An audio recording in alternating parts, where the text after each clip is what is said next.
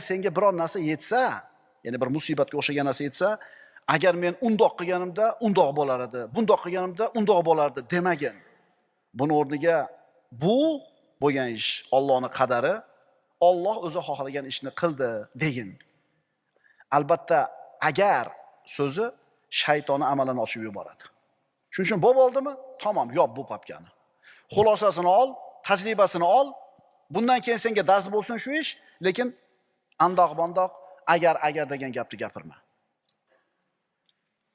Endi qora kalaringga quloq solsang, o'tiraverish kerakmi, peshana yozgan bo'ladi deb deyishadi.